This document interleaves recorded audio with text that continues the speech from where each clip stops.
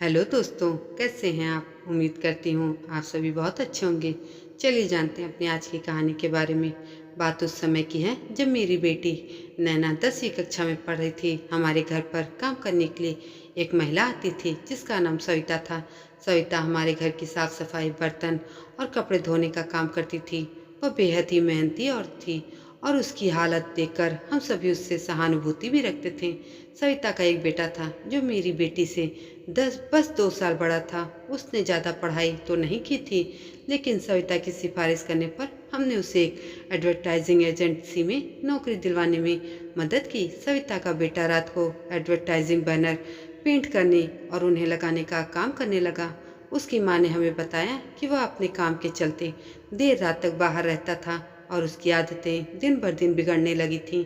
हमने उसे कई बार समझाया, लेकिन उसकी आदतों में कोई सुधार नहीं आया। एक दिन उसने अपनी माँ से जिद की, उसे एक मोटरसाइकिल चाहिए। उस समय मोटरसाइकिल की कीमत 35 से 40 हजार रुपये थी, जो सविता के लिए एक बड़ी रकम थी। सविता का पति भी एक वॉचमैन था और वह खुद भी घर घर पर काम करके परिवार का पालन पोषण करती थी। जब सविता ने हमें यह बात बताया तो हमने उसे समझाने की भी कोशिश की कि इतनी बड़ी रकम खर्च करना उसके लिए मुश्किल हो सकता है, लेकिन उसका बेटा जिद्दी था। उसने अपनी माँ को जान देने की धमकी दी। सविता का दिल पिघल गया और उसने बैंक से लोन लेकर उसे मोटरसाइकिल दिलवा दी। मोटरसाइकिल मिलने के बाद उसका बेटा और ज़्यादा बिगड़ गया। उसे शराब की लत लग गई और उसने नौकरी भी छोड़ दी। उसने अपनी माँ से जिद की, उसे मुंबई जाना है। सविता ने उसे मना किया, लेकिन उसने फिर से अपनी माँ को जान देने की धमकी दी और घर से गायब रहने लगा। आखिरकार सविता ने हार मान ली और उसे मुंबई जाने दिया। मुंबई में उसका बेटा और भी गलत संगत में पड़ गया। वहाँ उसे कोई काम नहीं मिला। अब तो उल्टा उसकी माँ को ही उसे पैसे भेजने पड़ते थे, लेकिन इस बार हमने सविता को फिर समझाया और उसने पैसे भेजने बंद कर दिए। कुछ समय बाद उसका बेटा मुंबई से वापस घर आ गया, लेकिन अब तो उसके हालात और भी खराब हो चुके थे। उसके पिता की सिफारिश पर उसे एक वॉचमैन की नौकरी मिल गई थी, लेकिन वह अपनी पुरानी आदतों से बाज नहीं आया। एक दिन फिर उसने अपने माता पिता से एक और जिद की। उसे एक लड़की पसंद आ गई थी और उसने उसी से शादी करने की जिद की थी।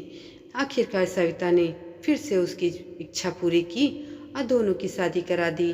अब उसकी पत्नी भी घर घर काम करती थी और उसकी स्थिति पहले से ज़्यादा खराब हो गई चुकी थी। उसका बेटा अपनी पत्नी से भी पैसे लेकर शराब पीने लगा। इस कारण अब उसकी नौकरी भी छूट गई, जिससे घर की हालात दिन बर दिन बिगड़ती ही जा रही थी। इस बीच उनके घर एक बेटा भी हुआ। सविता की बेचारी बहू दिन रात काम करती, लेकिन उसके पति ने उसे कभी चैन से जीने नहीं दिया।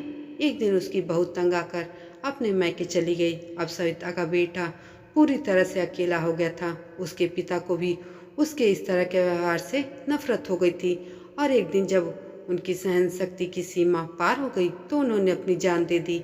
सविता जब काम पर थी तभी उसे यह भयानक खबर मिली।